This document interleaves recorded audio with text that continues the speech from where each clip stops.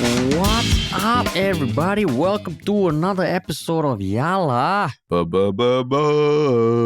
your thrice weekly podcast where we talk about the hottest news and the touchiest topics with a hint of what, Terrence? Good old Friday humor, man. Friday humor, man. It's fucking Friday. End of the week, man. Yeah. End of the week, yeah. 3 episodes in the bag. Yeah, but apologies in advance if there's a heavy drilling in the background of my voice as well. If that's causing more vibrations in your ear than just my voice alone. Yeah, there's some heavy drilling going on here. Yeah. It's like the gods of audio are not shining on you. First your voice, the COVID voice, your sore throat. Then when your voice is back to normal, then drilling. Yeah. But that's life, right? Like nothing, if you don't have problems, what kind of life is not that? worth living. Yeah. What is life worth living without problems, man? If you don't have problems. I hope you're teaching your kid that. If you don't have problems, you need to think about your life. Unless you are the one presenting problems to other people, then there's also a problem, I suppose. Yeah, correct. Do not take pride in causing problems for other people and thinking that you're giving their life meaning. Do not do that. How do I feel that there's like a veiled insult at me also? Huh? Hey, no lah. Not everything is about you, Terrence. Like how you tell me that not everything is about me. Not everything is about you also. Yeah, chill lah, bro. Sorry. Friday is that Friday? That self-reflective time of the week, right? True. It's good for self-reflection. In fact, that's the theme of the episode also. The first topic, right? Yes. No, actually, I think everything also lah. Everything. Both topics are sort of a reflection of who we are as a country. As a country. Correct. Yeah, that's right. But before we jump into it, anything to plug? I mean, I think we told people we're getting on Instagram and making more content for social media, right? So hopefully this is the start where you start seeing a lot more snippets. We're taking videos of our podcast now, and we've jumped on the cloud services bandwagon, and we're just taking more videos of ourselves doing this podcast now, because we know you Gen Zers are very visual creatures, right? So hopefully we can connect with more of you through Instagram Reels and TikTok. Yeah, so literally you will see snippets of this podcast on those platforms. Yeah. And the fact that Terrence jumped on the cloud bandwagon, right? I should get a badge, a badge of honor for getting Terrence to agree to record podcasts over the cloud. Yeah, basically to let go of, not worry so much about the quality of things, but more just like, let's just get it done, right? Yeah, I mean, not to say not worry about the quality, dude. It's just more about the redundancy of having multiple files in multiple analog cards and all. Quality okay. The fact that people are still listening means that, we're doing something right. Yeah, social media is a different animal. Right? Yeah, man. Cool, man. Yeah. Let's jump right into the heavy first topic. Yeah, the first topic, the title, not the sexiest of the articles, admittedly. Because the title of one of the articles is that the MHA and MCI, which is the Ministry of Home Affairs and the Ministry of Communications and Information, have been found lacking in assessing contracts and tenders, while Skills Future and its agency overpaid about 4.22 million in grants. And this was all the result of the Attorney General's yearly audit. Auditor-General. Is it Auditor-General? Oh shit, Auditor-General. Auditor-General, yeah. Oh fuck, there's an Auditor-General and an Attorney-General. Yeah, it's different, totally different. Oh shit, that makes more sense now. Yeah, why would Which article have you been reading, man? You said headlines, it's not sexy, but you straight away got it wrong already. Why would the Attorney General be looking at the doing an audit of MHA and MCI? Just remember, Auditor-General is a numbers guy. Attorney General is the words guy, the law guy, right? The words guy and the numbers guy. So you think how many generals are there? I mean, you have military generals. How many paper generals? How many paper generals? They're civil servants. They're nothing related to the military. Auditor General, Attorney General. Then there's Accounting General. No. I think this is the so-called Accounting General. Yeah, this is Accounting General. They basically audit the numbers of every ministry to do what they are doing here, which is point out lapses, or where things can be improved. The processes. And I mean, they released the report on July 20th. You can actually go download the entire 109-page PDF if you want some weekend reading. But basically, the headlines are all about more some of the lapses lah. And it is interesting because even though like you hear 4.22 million in grants, but then in the grand scheme of things, is it that significant a dent when you're talking about billions of dollars of this? But yeah, actually it does reveal some things that we wanted to talk about lah. Yeah, I mean, like you said, this isn't the sexiest topic. But maybe we jump right in and what was interesting to you lah? What jumped out at you? I think like one of the things that was pointed out, like we'll get into the details, but one of the things that was pointed out was that MCI, for example, they were quoted as receiving differing bids for the same service. And in that one example, one bidder submitted a bid of $900 for a service, while another one submitted $82,000 and $800, $82,800 for the same service. Yeah. And that was seen as an issue lah. So I mean, that's it's found on page, literally on page 30 of the report itself lah. Point number 13 under the headline "Inadequate Evaluation of Tender." Oh shit! Yeah. Inadequate evaluation of tender lah. So I mean, I will say that when I saw that, I was like, but in some way, if it's for, let's say like creating content or something, or service where it's not as binary, that is possible. It's possible, it's possible. So I mean, that's the thing about even the wording in this report lah, right? I mean, they like I mentioned, Auditor-General is a numbers guy, so they literally even did the calculation for you. $82,800 is 92 times $900. So 92 the question you have is the one that was awarded, the top bid, is it really 92 times better than the bottom bid, right? Correct. And that's the question that they needed. They felt like wasn't answered lah. Yeah. So I guess, I mean, why? Maybe that was the person who wrote this article. So that was the idea to put the first paragraph is like, like something that feels a little ambiguous, or at least people in the content creation industry, you can understand, like if you want to do an ad or something, if you want to get like some local actor for like maybe a new actor for a day shoot versus like I don't know, like someone who's a lot more established, there can be that sort of rate differential.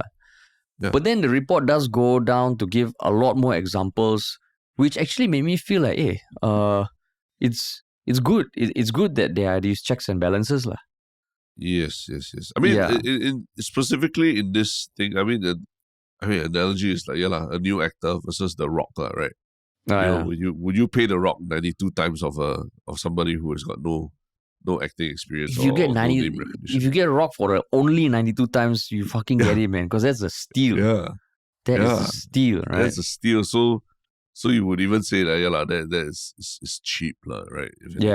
So it's very hard to just from the numbers alone say necessarily that this is it was wrong. You know, I guess what they are saying is that the fact that you get such varied bids also tells you maybe the brief was a bit off, right? Like the brief is, if you wanted like John Cena, and then someone comes back to you with The Rock, and then someone comes back to you with I don't know, Amber Heard or something like that. It should be very, there be something wrong with the brief, right? That means they didn't know that what you wanted was John Cena. They're going into two extremes. It's like if like your wife tells you, hey Terrence, can you go get some tomatoes? And you come back and you say, I found this bag of tomatoes for $1, but another bag of tomatoes for $92. I bet she also will go, Terrence, what the fuck are you doing? There's no comparison between these two. No comparison. Where the hell you go that sells $92 tomatoes for $1 tomatoes? But then other examples they brought were quite you read it, you're like, oh, that does sound like a problem. One example was for MCI, for example, they were going to procure like a vendor for communication campaign services lah. And basically for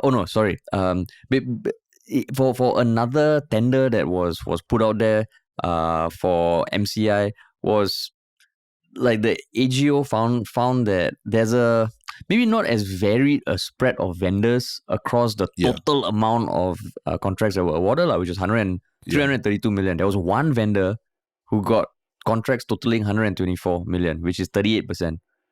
So the fact that they kind of highlight stuff like that and kind of push MCI or all the government agencies, I assume, to okay you have a varied spectrum of vendors is better to keep things competitive lah. Correct. I mean, it's kind of that like you want the government to work with a lot of different local companies lah, right? I think that helps to. I mean, at the end of the day, government spending is public spending, and if that money goes towards supporting more of the local industry rather than just a few big players, I think that's a good thing, right? Yeah. So they have like, I think as recent as in April they added 108 agencies to Singapore, the whole of government creative roster. I'm assuming that means that there's 108 creative agencies that are now eligible to do work for the government, right? So it's not that they're not diversifying or spreading it out or spreading out the work amongst different agencies. It's that seems like one particular agency or one particular provider got almost a 30% chunk, right? Is it more than 30%? 38%. 38% chunk of all the money. Huh? Yeah. And that seems a bit extreme, right? But then if they really damn good, if they really provide like the best kind of service, and if they're talking about like services under one area of the government, for example, real estate or maintenance or something, if they're really that good, is that wrong? I mean, so it's a balance, right? I think you got to balance the how good they are versus like your mandate to work with more agencies so that you also get a more competitive price, right? There's positives and negatives. Like they always say like, you work alone, you can go faster, but to go far you need to work together, right? With people. So in some sense, if we're talking about Singapore Inc. and public funding and all that, I think there's an inbuilt expectation you should be trying to work with more people, spread it out a little bit more, as opposed to just do it for the sake of efficiency, But I mean, so I don't know what's the line, but maybe a number that's not so obscene is probably between 10 to 20% maximum for this top vendor. Yeah, right? Or maybe it's also because they didn't like go down the specifics of why that vendor deserved that. And I speak from my own experience in the corporate world where we had to put out tenders and get bids. And like, if you have multiple companies that you have contracts with, there's a lot of paperwork. And that's right. And it's so, I mean, in some way it makes sense to cluster them up. Like, it might be a bit more expensive, but you save on the additional paperwork that's required. So that's where, I can imagine the people who read this report from those ministries, they're like, wow. I mean, assuming we give them benefit of the doubt that there's nothing shady happening. Yeah. Or but it's not just because of convenience. Yeah. Correct. But your experience again is from the private sector, right? True. Where the mandate is to make a profit. The mandate is not to, that is to balance stakeholders' interest. So I think the stakeholder in this case is, when there's public funding, the public is a stakeholder as well. And we don't want to hear that one particular vendor got 40% of all the money that you had in your budget, right? Yeah, that's true. That will raise questions. And I think you say paperwork, to me it's like, that's what that's what people are paid to do, to handle a lot of paperwork, right? And if it's too much paperwork, then you probably need to hire more people or just find a way to streamline the processes a bit, It's just part of the job, yeah. That is true. That's true. And I mean, it was also interesting to note that apparently MCI had spoken to MOF, the Ministry of Finance. Not us. I don't think MCI would. The fun MOF, not the boring one. Not us, the boring one. Yeah, correct. The one with the moolah. And like MOF also did say that, okay, if the high concentration of awards goes to one vendor, because they are the best, it's not a negative outcome. So Yeah. So that's where, I mean, that again leads to the end outcome. Like a lot of these stat boards and ministries have, like I said, they will do better. Some police reports were lodged, I believe. But I always wonder, like, what happens after this? Because if you Google the AGO audit, every year, the past few years, there have been findings of lapses and all that. Right. Yeah. So like, I know sometimes they are followed up in parliament if like a WP or opposition party member asks. But apart from that, there's no real like follow up. Like, okay, a year later, oh, this was the things that this ministry did as a result of the previous audit, lah. Right. Yeah. Yeah. I mean, I think this is just I mean, yeah, it is the wrap on the fingers, lah, right? You're wrapping the fingers. I mean, the publishing of this report itself is a thing already. And people, I guess, in positions of authority probably have to answer for these things, lah. But the thing is that I think that answering to this to the AG and all, that happens very close doors. So yeah, we don't really know what is the effect. Does someone lose a job? Does someone hentak kaki meaning they stay in the spot for the rest of their career? Or are they adversely affected anyway? But one thing I do want to point out is that there's this talk of being fair and everything, right? But I mean, for us, we work in entertainment, and entertainment is one of those things where it's not about fairness, right? It's about there one or two movies or companies or people or actors or whatever who just skyrocket, right? And like when you have one of those kind of skyrocketing businesses or companies in your fold, like say for example Grab or what, right? Like, I mean, would there be an argument that we shouldn't be just like allowing Grab to just be the one player. We should be spreading it out and allowing more people to try and compete in the space and everything, as opposed to supporting this and helping this one company grow, right? Is there I mean, how do you feel about that? Whether the government should step in for that kind of things. Whether there should be an Auditor-General report on all the tech companies in Singapore, is it? Yeah, I mean that, and also like, okay, if one, like what you said, like if one company is really particularly good at it and they want to help the company like go international and grow on it, and that means also they need to support them locally, right? Is that the right approach? Is there an approach that they can do that they won't get wrapped on their fingers by the AG? I mean, I think like what you pointed out just now, right? When it's a private sector, private company kind of thing, that is very different, because you, like, private companies, their bottom line is by and large profit, right? Commercial profit. So if you get in the way of that, you are going against the ethos of what Singapore tries to, how you say, build up its image for, like as a home for business where businesses can grow, can thrive.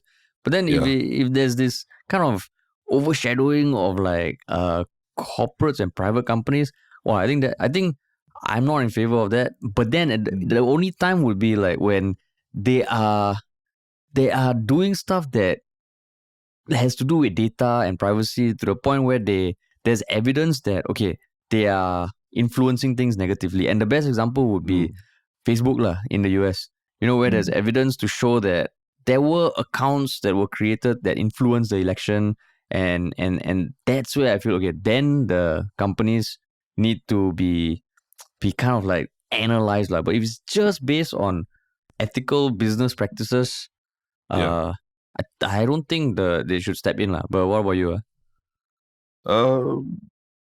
Again, because these are public funding, and there is it's a very strict process, all right? This whole tendering process and all that. Yeah. So I think they have a lot more oversight to how much money they're giving to each player, whereas, I mean, maybe the analogy that I brought was wrong. Like Grab, at the end of the day, Temasek is not directly answerable to the public in their investments or whatever. Yeah, correct. And if Temasek chooses to invest in Grab, it's almost like they choose to invest in Grab, and that's a purely financial decision, right? Suddenly you're saying Temasek invest a bit in Grab, invest a bit in Gojek, invest a bit in Tada. Exactly.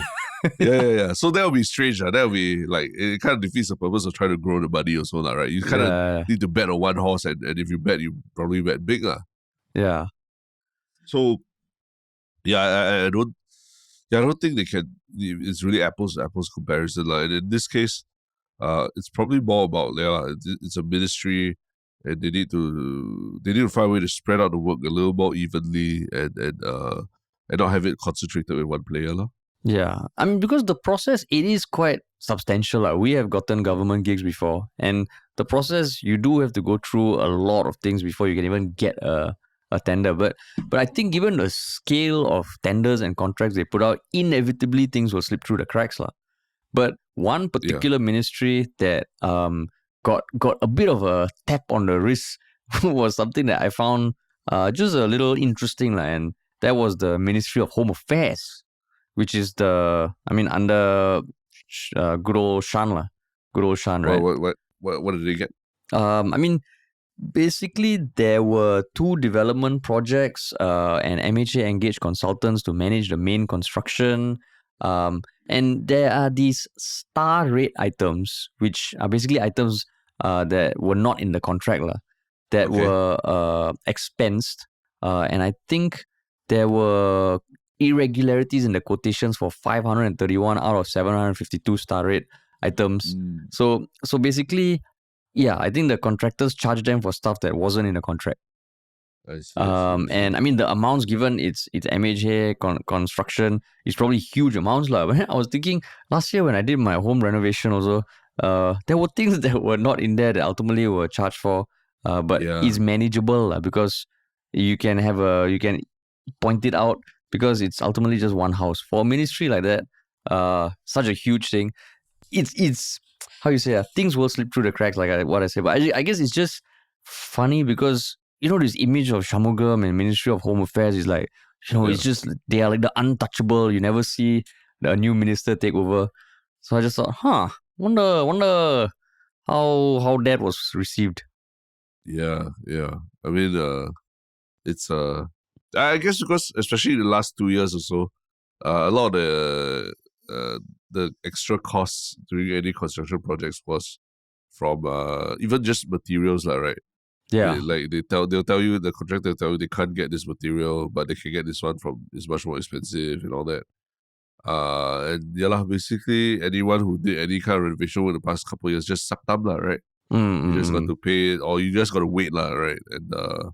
And not even construction, even like consumer tech, consumer electronics. Can't even get a PlayStation 5 even if you wanted to right now, right?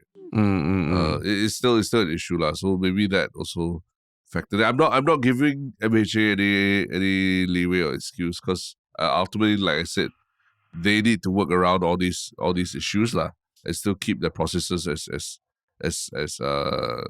clean and as checked as possible, so to speak.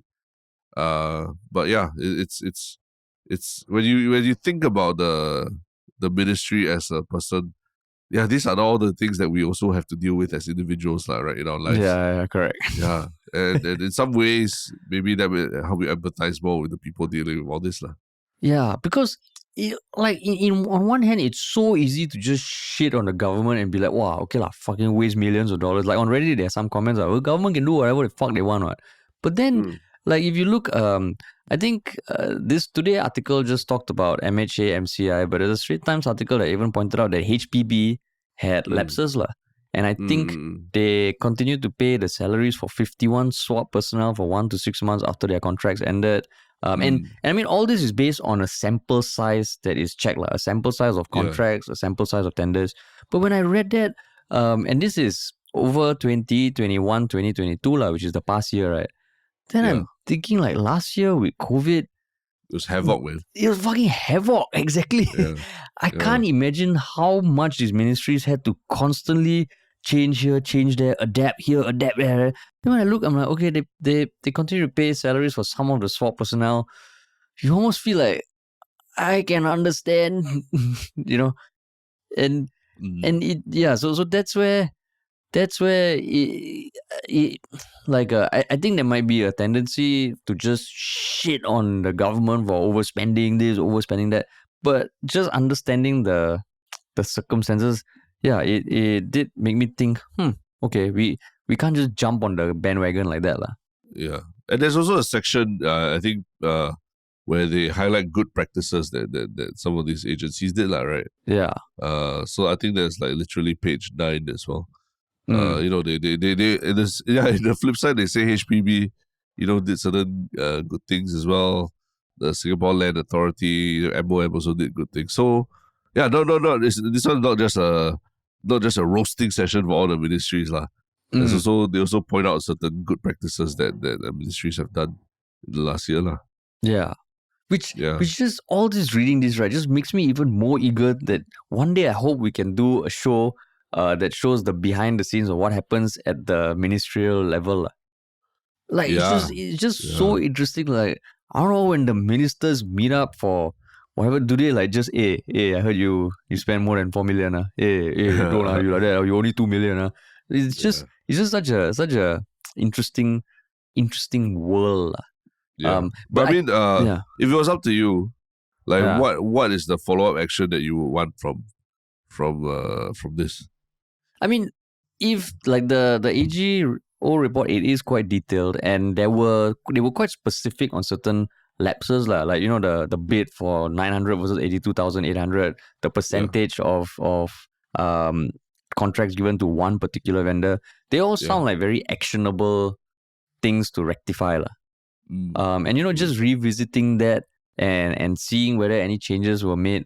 I think that could be one way, but to me, the biggest benefit of having the AGO report be publicly available and all is that then for the opposition parties, at least they can highlight certain things and follow up on that in Parliament. And I think even in 2020, let me see, 2021, there was a few issues that were really focused on in Parliament. Yeah, I think it was the 2021, there were the PA filed police reports over possible irregularities by AGO, and I think even Indrani Raja had to answer questions in Parliament. The questions were posed by Pritam Singh from Workers' Party and Mr. Yip Hon Wing about these lapses, and she had to account for it in Parliament. And I was thinking, oh shit, at least with this report there, I'm sure if any of the opposition parties, they will probably dive headfirst into it and scan it. Yeah, then it makes me think, okay then at least I hope the data is also kind of accurate. I assume it is, give it a benefit of the doubt. Then it feels okay. Then I hope there are discussions in Parliament about this also. Yeah. I think, to me, it's like, at least the info, this data is out there. And it's there for people to start conversations about it. But no, I think it's it's good that questions can be asked based on the data here. And reference points here. But what kind of follow-up would you want if you were the AGO, if Terrence the AGO? Back in the good old days, some would even commit harikiri. Harikiri? Harikiri. Good old Mr. Komun Wan, right? Oh, he said that? Yeah, that's what he said about. That's true. About mistakes that were made, by leaders and all that, CEOs in Japan and all that. Yeah. But I mean, I think one thing I do feel is that some of these, Parliament is a place for the ministers to address these issues, but maybe some of these institutions can also address these issues themselves. And talk about what they're trying to do to improve their own processes. I think right now, a lot of how they are planning to improve the processes are buried in the fine print in this report. But I mean, these public institutions have, they have CEOs also, they have leadership personnel, right? And don't need to hide behind the minister and all. I think also can hear from the people on the ground of how they're planning to rectify things, right? Yeah. And I think what you said earlier about how, if it means more paperwork, then have to find a way around it. I think that's very important, because as much as I can understand the circumstances, the fact that these are public institutions, they do need to be held to a certain standard lah. And it cannot just be like, oh, because they handle hundreds of millions of dollars, if $4 million slips through the crack, that's not a big deal. No, it's a fucking big deal, man. It's a fucking big deal. Yeah. 4 million. Remember that 4 million can always be deployed to other places for better use, right? Yeah, for better use, man. For better use. Yeah. But yeah, I mean, yeah. So I'm guessing some of this will be tabled in Parliament. But if anybody works in one of these stat boards, who maybe had to do a shit ton of work to prepare for the audit, or is facing the repercussions of the audit, yeah, it'd be great to hear from y'all, man. I guess they probably have to do it privately or whatnot, right? They can't openly. Unless a pseudonym on Reddit, like I work for a stat board. Ask me anything. And I'm using a VPN right now. I'm using a VPN. I'm from an undisclosed location, 400 kilometers from Singapore. But speaking of maintaining standards, our next topic is about whether a certain performance or certain item at certain performance item at the National Day Parade meets the standards that Singaporeans expect of a performance at National Day Parade, or NDP. Right? Yeah. And what is this performance? It's a performance where, on the big screen, there's like a K-pop video playing, right? With the K-pop singers, K-pop talent. But not K-pop, I mean, it's local dancers, right? Oh yeah, local dancers. To a Blackpink song, right? Yeah, to a Blackpink song at a void deck, right? So then that's the big screen on the floating platform. Then in front there are actual physical dancers. It was a video segment, right? That correct. was displayed on the big screen, and it has already been filmed for NDP, and it was showing during the rehearsals, right? Yeah, correct. So there were live dancers on the float, but then on this big ass screen, it was a pre-filmed, like almost music video. Yeah. Right. So then halfway through, the dancers, who are all younger individuals, they stop, and then this group of aunties appear in the video as well, saying, "Hey, why you stop? I want to carry on." And then they start busting out some K-pop dance moves, and they carry on dancing to the dance song together with the young dancers. Yeah. So someone took a video of it and put it on TikTok. And I think right now it's gotten like a couple of 100,000 more than a few 100,000 views. But the comments, there were a lot of positive comments, but there was also a bunch of negative comments. Like what? Like just saying it's damn cringe. Wonder who thought of this. Must be a boomer. Really no idea and must do this. Yeah, it's a boomer. And then today also took the liberty to define what a boomer is. So baby boomers are the generation born roughly between 1946 and 1964, and often regarded by younger people as somewhat out of touch. So there were like 100 plus comments that say organizers must be a bunch of boomers trying to relate to the younger crowd, but end up it's damn cringe. Yeah. Damn cringe. So Terrence, when you saw the video, what was running through your mind? Your non-boomer mind? My immediate thing is how come, why did they dance into a K-pop video? Right? Yeah. And I'm going to be the annoying guy asking, how come NDP is not playing more local pop music, right? I think I'm a super proponent of as much as possible NDP should feature local musicians and local music. Almost to a point, it is slightly protectionist in a way, but I believe we've not protected our culture or even promoted our own culture enough to our own people, and I don't like that So to me, it's like, okay, yes, K-pop song is popular. K-pop song is, everybody knows who Blackpink is. Everybody's heard this song, but you're doing a segment to that there's a bit more of a joke than anything, right? But there are also a lot of Singaporean pop singers who also do dance music and all that, right? So why not have used their dance song to it? So you can call me a boomer or what, but all I'm saying is I just want to see more of our own Singaporean musicians and all celebrated Whether or not people find them cringe or what, I don't care. But I want like a bit like the what we were just talking about the Auditor-General's report, if it's coming from public, if it's a public funded event, right?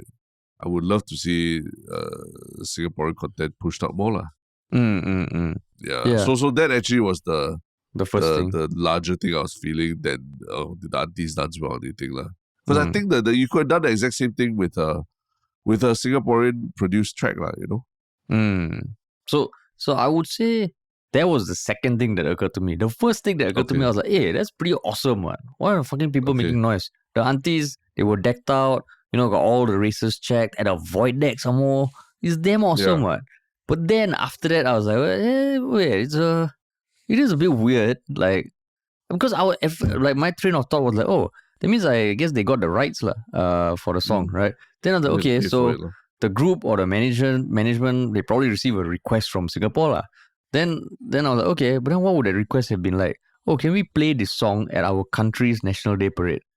Then I was like, that's a bit fucking weird. I can't imagine another country playing a Singapore song unless it has gotten global appeal. Then I thought, oh shit, this is another but Blackpink has global appeal. No, yeah. So that's what I was going to say. This is another thing that is driven by the K-wave taking over the world. And even our own fucking NDP. I totally agree with you that there are so many talented musicians and creatives in Singapore that have written songs that are danceable or even have some sort of cultural relevance. For example, right, can you imagine an entire dance performance to the Chai Peng song by Ben King and Annette? Yeah. Right. So electronic music, you want, synth electronic music, or there's a lot of... Or Jasmine Soko. Or something like that. Or I know rappers have performed, like Young Raja, Faris Jabbar and all, but if you want to do a dance performance, there are options. So it just feels like, I mean, I don't know. Okay, so to be fair also, we haven't seen the rest of NDP. Right? Maybe there's a lot more stuff that really does feel like, okay, this really showcases Singapore, Singaporean creative, Singapore talent. And the person who's directing it is Adrian Pang, is it? Yeah, Adrian Pang, that's right. Who himself also is a big proponent of local talent. So I hope there is more to the show than just just taking the global hits and kind of contextualizing it to Singapore. But aren't you just being you're getting your underwear twisted in knots. I mean, they do have Singapore singers performing during NDP, wearing the NDP costumes, and I've seen Sugar Shay, I've seen Shy, I've seen the Sam Willows all perform NDP already. But in this one segment, play one K-pop song also, you have so many problems. I don't know. The whole K-pop thing is awesome, but walao, it's everywhere, no. So your argument with it is just that it's just too generic already, How you say? It's like a brand saying, "Oh wow, TikTok is big. Let's get on TikTok." Yeah. Oh, this one is big. Hey, but your underwear also all twisted, also, right? I know. I'm just giving you the yellow, but then the flip side could be that maybe they did approach local artists. And maybe they said, "Oh, I don't want my music to be used for NDP this way," where it's a joke, You know what I mean? Could that be a possibility? Possible. Yeah. So a lot of hypotheses here, but I know we have been in meetings with government agencies where, it's always about the next shiny thing, which is, I mean, from their perspective, okay, everyone is already consuming this sort of content. We're talking about this now because it is playing on now K-pop, everyone knows K-pop. It's not like a new thing. Hey, where is this song from and all? It's big. But it just feels like, I mean, if it's just one song out of 2 hours, is it that bad? Is it that bad? Yeah. I mean, I just feel like if all they wanted was a generically danceable song that would that is more part of a joke or something like that, right? Yeah. I hope they didn't pay for that Blackpink song, That's the thing. But have to, how can they not pay? So if they paid for it, then I'll be like, hey, you could, even if you don't want to pay like say, a Ben King or a Jasmine Soko to do it because you feel it's not as good as a Blackpink song, then like, pay just a local composer or something to generically do a dance track lah, right? That's what I think also lah. And because I don't think the fact that it's Blackpink, I don't think that bears on the what the content is trying to say lah, right? So it's not like the identity of being a Blackpink song matters to the people watching on this thing lah. So in a sense, I think they can do better lah. Can do better. Can do better. In the words of Halimah, do at better. At the end of the day, Harish, you and I, we have a rap/dance track that we've produced in the past. If the NDP wants it to make a joke out of it, for it to be part of a joke segment where aunties are dancing, I would gladly give to them for free. Yeah, exactly. But they never came and asked. They never asked. They never. And it's so uniquely Singaporean. It was a rap song about the phenomenon of men in the Singaporean army who can't shower but have to take a powder bath by pouring prickly heat into the underwear and snapping it back. Yeah. So to the females out there who may not be aware that used to happen, I'm guessing it still happens now lah. You can ask your guy friends lah. When you're outfield, you can't shower. There's the magic of this powder called prickly heat, which is fucking amazing. Like I love prickly heat. And you just put it down your underwear, and the way the instructor would test it is like you all line up in one line, you pull your underwear band and snap it back, and there needs to be a cloud of powder that comes out. Yeah. And so the song title. So we made a song about it. Yeah. And the thing is, it's there. We're happy for someone to use it, but they don't want to use it. Then I'll say that it's not like the search has left every stone unturned, right? For track. So again, like what we're discussing, convenience versus doing the right thing, right? Being fair. And Rishi is host, right? We just ask him we just pass him a sound file. He just plays it into his mic. Wow, that will absolutely make my year if our track was like playing NDP. Yeah. Who knows? I mean, we probably will get Rishi Budrani on our podcast sometime soon. Yeah. I mean, now he's probably in the thick of rehearsing for the NDP. Yeah. Wait, correct. Hey, wait. But before we detract from that a bit, so you're totally cool with the whole aunties dancing thing? Yeah, okay. Taking aside that, why is it a K-pop song? I'm totally cool with it. Okay. You? Don't you think? The last episode we discussed something about how the there was this Melbourne lady who appeared in a TikTok video, and she was inadvertently given flowers and then the guy walked off, right? Yeah. And then the video went viral, and then she said that why is there this gross assumption that all old women will be very happy with flowers? So do you think there's something here why is there this assumption that just because it's auntie dancing, it's comedy? I mean, no, it's not comedy. They're dancing. They're dancing to a K-pop song. What, you find it funny, is it, Terence? I found there to be a lot of artistic merit. I find it, generally, it's like the butt of the joke. They're the butt of the joke. I mean, it's caricatures of aunties, right? Caricatures of aunties. And then they wear these outrageous K-pop costumes that are meant for, usually worn by people much younger, right? And then they gyrate in a way that is like how boomers dance at wedding parties, right? Correct. So as opposed to, in some ways, as opposed to let's say, I'm sure there are aunties out there who can dance K-pop and can dance them really fucking well also, right? There's this group of uncles who go around doing, they do all these exercises, or the pull-up machine exercises and all that. Yeah. And then they're really like uncles with like six packs and all that, right? Yeah. So why not feature that kind of auntie? And then there's, for example, there's a nun who was also a taekwondo champion and all this kind of thing. Yeah. So why not feature that kind of auntie as opposed to the caricature of aunties who are boomers and can't dance and all that?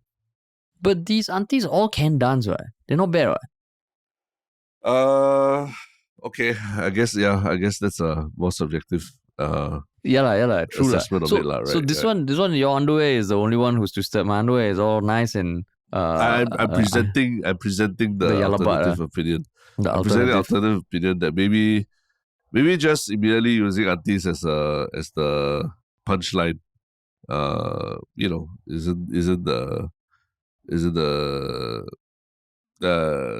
that the best approach creatively?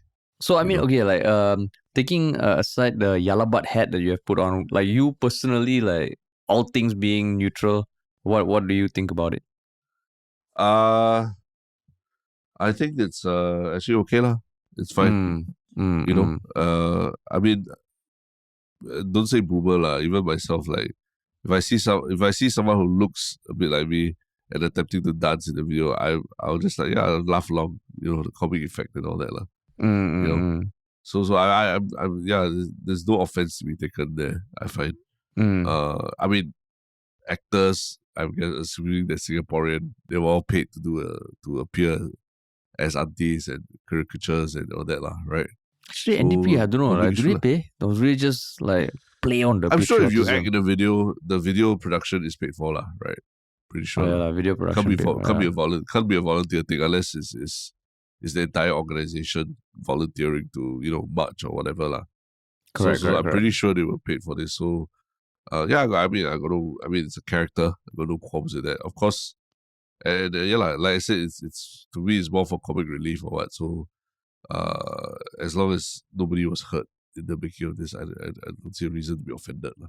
Yeah, but I'm quite surprised that there are people say this must be a fucking boomer who created this and all that as well. Yeah, I mean, it probably is a boomer. Like if Adrian Park's the director of the whole parade, it is a boomer. But it is a boomer. It's not cringe, and I mean, like part of NDP. But maybe that's what makes you. That's what makes you a boomer also lah.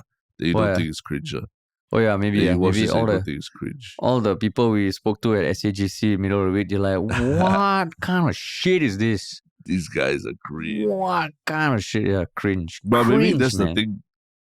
And that's the thing. Maybe I think the word cringe also maybe has evolved. Slightly different connotations for younger people or what. I mean, but like in all honesty, like a lot of people found Singapore social cringe, but both of us enjoyed it. It's more like you embrace the cringe lah. You embrace the cringe and you embrace it for what it is. Yeah. So I would fire back at those people who say it's cringe.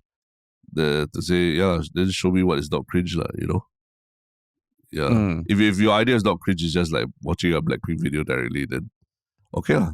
Then that's cool for you. Those who are angry, Darren. Like you're not going to talk to those people anymore. Like that. No, I'm just saying. Like who like who made you arbiters of good taste lah, just because you call someone else. But everyone can have their own taste, right? Like people commenting on TikTok, I mean it's your own opinion, Correct. And they're saying then just show something that's not cringe also lah, Or give a suggestion of what could be done better. Right. Well, like everything must give suggestion of what could be done better. Like you go hawker center, you're like, hey shit, my tea little not as sweet as I would like, so must immediately come together with a suggestion. That's why you say what you said it yourself. Just because things are good doesn't mean that they can be better, But hey, you pulling up things from previous podcasts. Hello, that's of you course. Opening the bag, no? Of course, opening the bag, man. This is keeping you honest, man. You can't say one thing one podcast keeping me honest. Change mind after that just because aunties. Don't support aunties. Okay, what I ask you this way.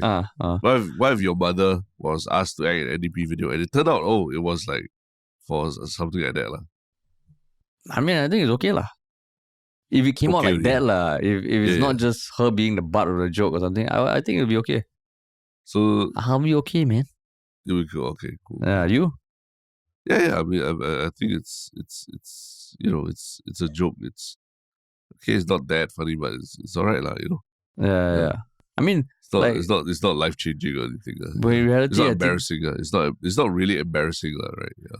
I think that in reality, that's the last thing my mom would ever do, because after appearing in a few of our early videos, she told me to never again ask her to be in any one of our videos. But because her friends all started saying, "Oh, I saw you in this video," then she's like, "Hey, no, don't put me in." So yeah, because some of those did do pretty well online. Yeah. But yeah. Wow, we're such fucking wet blankets. Like, what's happening to us, man? I mean, it's like just must. Nothing, not say you being a wet blanket, because this is actually, I mean, this and the fact that our friend Rishi is hosting NDP, I'm actually going to watch NDP. I'm going to try and watch it. Because I think, just seeing someone on screen like Rishi, that's pretty cool. That's pretty cool. Yeah. The first Cindy host of the NDP. Yeah.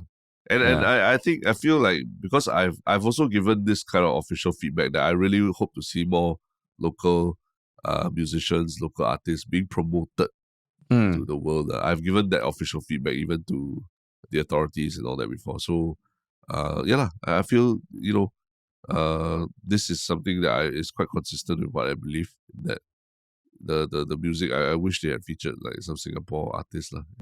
You guys gotta keep saying that whenever we got face-to-face time with the government official. We'll send out like MP3s of our snapback to all the ministries. Correct. All the public consultation forms or something, we just put links to snapback.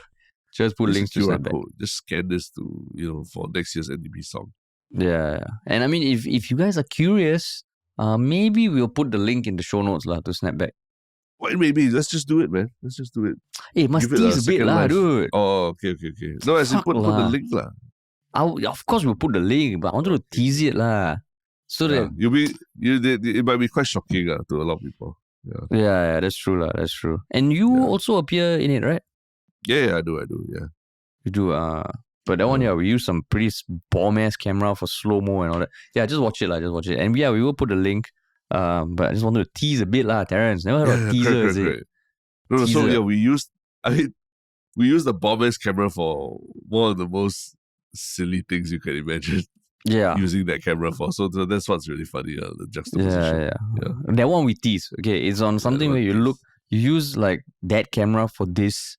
So we won't disclose that yet. You have to watch the video. Correct. You have to watch the video. Yeah. And shame on you if you haven't watched it already. Shame on you. Shame on you. But cool, man. Cool. All right. Shall we bounce into the one Shiok comment of the week? Yes, please. Oh, not of the week, of this couple of days. Oh, yeah, of the past few days. Yeah. Well, what's your one Shiok comment? My one Shiok comment was I mean, it's an interesting question. It was from long-time Redditor Jungle Jimbo, who posted for the Yalabot Instagram relaunch and the likes. Would we see Harish and Terrence do an homage to the Dwayne Johnson Kevin Hart tortilla slap challenge, perhaps with roti prata instead? So, have you seen the tortilla slap challenge? Yes, I have. Yeah. Yeah. I think it's quite funny watching it, but don't know, there's no haven't actually thought about doing it. I would say whenever things like that go viral and trendy and all, it's not my first instinct to let's do it. But it has to come up a bit more organically. But yeah, I haven't seen the Rock and the Dwayne Johnson one. I've seen some others on TikTok. Yeah, I haven't seen that one yet. Yeah. But will you do it? Since last time TikTok also you wanted to dance? What are tortillas? The wrap that you use it's a wrap, yeah. For burritos, is it? Yeah. Is that the same wrap? Something like that. I think so. But it's one round piece of flatbread. But in Singapore, the burritos, it's very thin, the wrap. What, dude? That's totally different. No, but it is thin. But that's why sometimes when people do the slap, it breaks Got it. Fuck this one also you want to complain tortilla too thin. Boomer. Or you want to use naan or something, is it? Yeah, why can't we use something that is more in the national identity? That's why Jungle Jimbo said prata. Oh, okay. Jungle Jimbo said prata. So use prata. Correct. Use prata. Can use prata, can use naan, can use roti jala, can use dosa.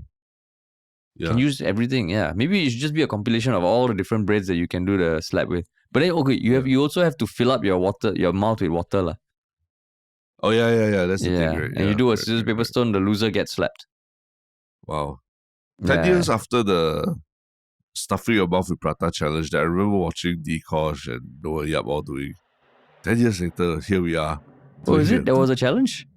Yeah. I mean, early days of YouTube, when it was like Dkosh and Noah Yap and Budai Herzi and all that. It was I see. 12 years later, we are doing the tortilla slap challenge. Tortilla slap challenge.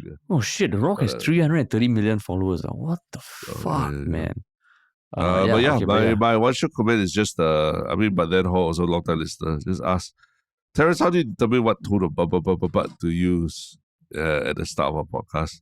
And I think, I don't really have any good answer for that, but it's really just the mood that we're feeling at that point of time, right? Like you don't think about it, you just let it happen, Yeah, I just let it happen. All I'll say is that I've always wished I had that kind of radio DJ kind of voice that is very low and consistent and sexy and all that. But I know mine isn't, so my voice breaks even when I'm doing the bird and everything.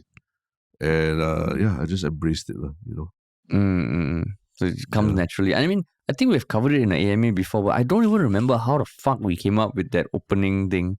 I think we just, before we recorded for some, we were like, hey, we just do this, then we see whether we need to change it. But it has stuck, man. It has stuck. Yeah, it's stuck. Yeah. But I still have hopes that one day, anywhere in Singapore, I can just shout, yeah lah, and then someone else will respond with a ba ba ba ba. Then, it's like a meeting call. But not say a meeting call. It's just a community call. Yeah. But yeah, cool. And then what about your one Shiok thing, man? My one Shiok thing is there's this new Singapore app that seems to be getting quite a bit of international buzz on Mashable and things like that. It's a Singapore app that uses AI to analyze your dick pic for any potential signs of STDs.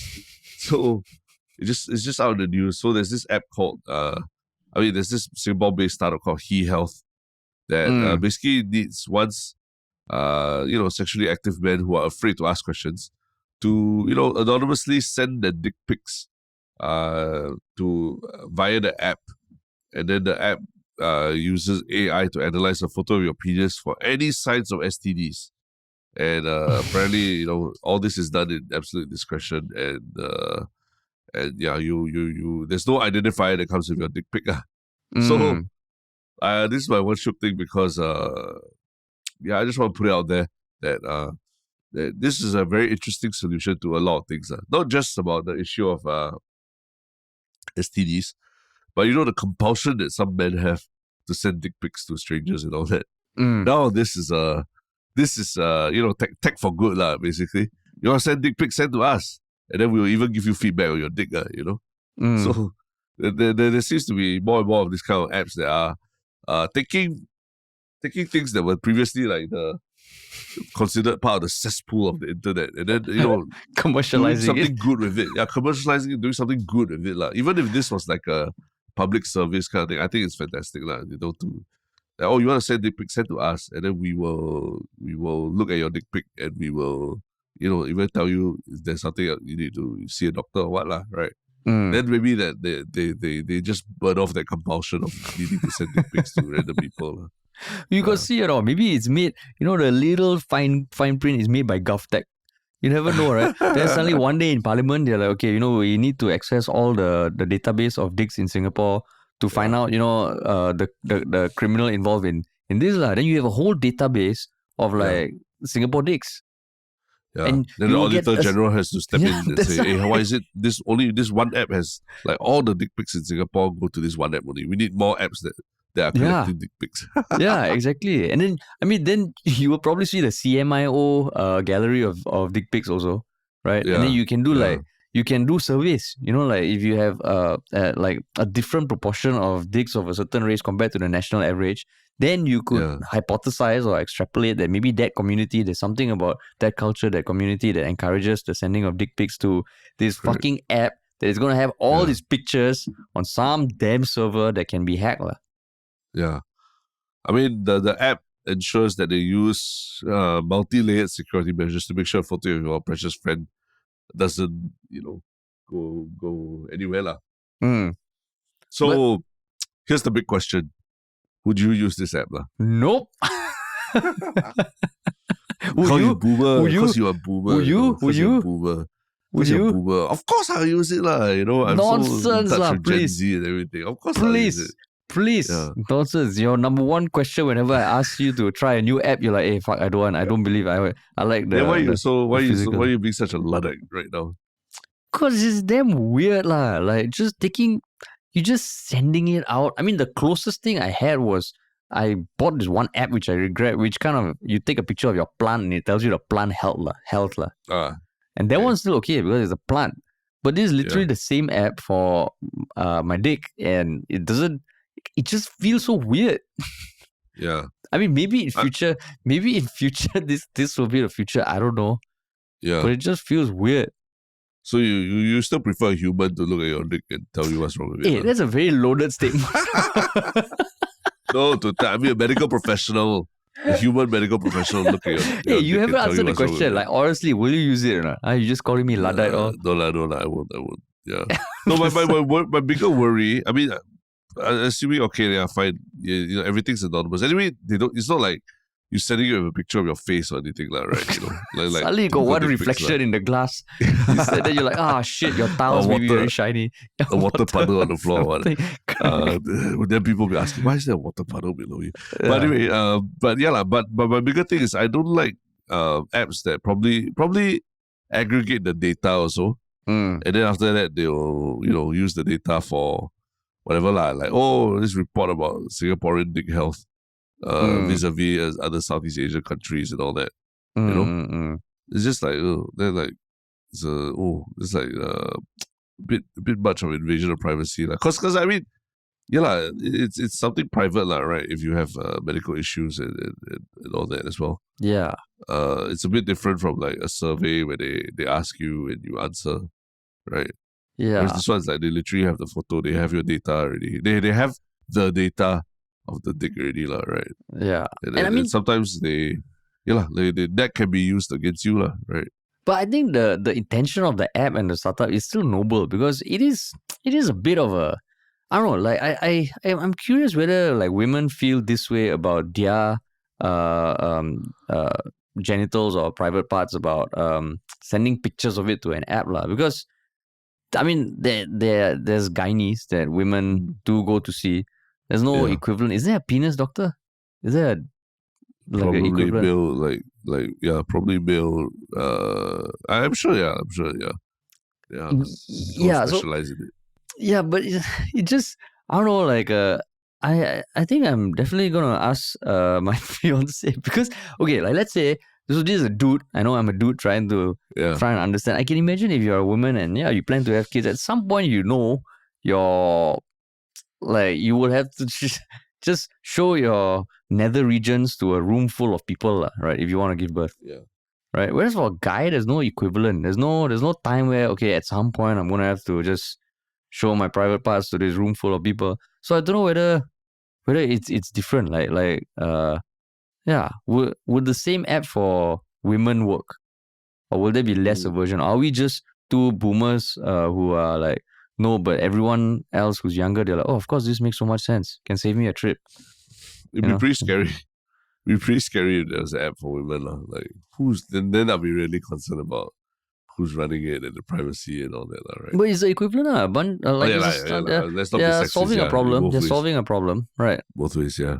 Yeah, both ways. So yeah. But my big question is like, who joins this kind of startup, right? Yeah. There's your grab mission. And the other question I have is about the gray area of in Singapore it's against the law to make videos or take photos of obscene things, right? It's like you're creating porn and that, and that's against the law in Singapore. So where does this lie? In terms of it's purely, I guess they have to ensure it's purely medical. Because in same way, like if you can't just like pull down your pants in a room with someone random, but you can totally do that in a doctor's office, right? Yeah. So and I mean, if people joining the startup, I mean, it's just, if you look at it, it's just a company solving a problem. Yeah. It's just a company solving a problem. I got no issues with people joining this app. Unless they're so joining funny. the app, not because of the business lah. Like they have a fetish for dick pics or something lah. I'm on the website right now, hehealth.ai. Yeah. And there's a sign there. Our system is currently overwhelmed due to massive influx of users. Some services may take longer to process. Sorry for the inconvenience. So I guess everyone is now bombarding them with dick pics. No, or maybe just taking pics of carrots and bananas and shit like that lah. No, I'm telling you, they're solving it's not a medical issue, it's a social issue. They're solving the compulsive masquerading as a medical issue. Yeah, they're solving the compulsive need for people to send dick pics to others. Solving penis problems the new way. Yeah. Wow. Yeah. But that's my one Shiok Thing. Yeah, and I think that's probably the most number of times we said dicks in a podcast. And I know that a few, I don't know whether a couple of my friends or we've heard from listeners that, sometimes they feel a bit uneasy listening to this when their kids are around. So sorry. Well, if your kids are reading the news and they see this, it's there, It's part of it. So why wouldn't you want them to hear it from us instead of the news? Right? Maybe not. I still say maybe not. But yeah, I guess it's one of the more interesting one Shiok things lah. Oh wow, thanks for the compliment on how interesting the rest of my one Shiok things are. I mean, depending on whether you see what I just said as a compliment or not lah. Right. Well, the fact that you're so vehemently against sending a dick pic to it, I'm pretty sure it sounds crazy rich Asian-ish. Enthusiasm. No, it's just a company solving a problem, and if there are people who are okay with it, all power to them, man. All power to them.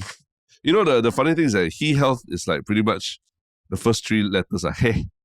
So it's like I don't know, maybe it's a joke. I don't know. A joke that has gone overboard and now the servers are overwhelmed. Yeah, correct. Yeah. That is a joke. Internal joke, correct. Wow. But yeah, cool. All right. So my one Shiok thing is a recent podcast that was launched by Tim Ferriss on July 4th. Oh, incidentally Independence Day. And it's the third time that his guest is this guy called Balaji S. Srinivasan. I think I've told you about him, or you've listened to some podcasts with him and Tim Ferriss. Yes, I have. Yeah, so this is the third time. I think his first two times he appeared on the show last year were... But what's about crypto, right? Yeah, I mean, generally he always talks about crypto, but he talks about so much high-level shit. I know his first two podcasts were at least 3 hours plus each. And I just heard on this podcast that they were Tim Ferriss's number 1 and 2 most downloaded podcasts last year. So the thing about this Balaji S, I mean, he's like a walking Wikipedia that is very articulate and eloquent. He's an investor, entrepreneur. He's formerly the CTO of Coinbase. He's a general partner at one of the biggest VC funds. He's co-founder of Earn. He's got don't know how many degrees. He teaches at Stanford. And he talks about stuff in a way that is so interesting and so captivating that it makes you think. And like in this podcast, the title of the podcast is 5 to 10 year predictions, how to start a new country, society as a service, Bitcoin maximalism, mimetic warfare, how prices are born, moral flippenings, the one commandment, and the power of a missionary over mercenary. And he talks about how to start a network state. It's basically damn interesting because he talks about how, generally the world is evolving, how the world order is changing, why the US is headed towards anarchy, how crypto is actually really going to change the world. And it's fucking interesting to the point that every 5-10 minutes, I feel like I have to pause and ruminate a bit. And even Tim Ferriss... everything you were saying sounded like a Web3 word salad like that. Yeah, it's a Web3 word salad. You just Google Web3 and then just take all the random words and throw it. But I would say it is not focused on Web3 and crypto at all. Like he talks about just like what the concept of a nation or a country is. Basically, all the while pre-internet, countries were defined by geographical borders. Now you look at the populations of users of a certain app, they are way bigger than any country, and they can self-organize, and how that shapes the future and all that. So it's not a podcast that I will listen to in the background. But it's one of those that even this podcast is 3 hours and 20 minutes now. 3 hours and 20 minutes, but it's fucking interesting, man. And it's one of those that... What? But does he solve the penis problem? That's the question. Maybe in his next podcast. The penis problem being what? Whether you should or should not send a picture of your dick to a third party app. STD concerns. That's what I'm saying. I see. STD concerns. Yeah. No. I think I do remember listening to his podcast and they were interesting. Yeah. Super interesting. Yeah. But yeah, it's 3.5 hours, so just give it a little taste. Cool. Taste. Yeah. Oh, a little taste, yeah. Cool. All right, man. That's the Friday. That's Friday for you. Enjoy the weekend. Take care and talk to y'all soon.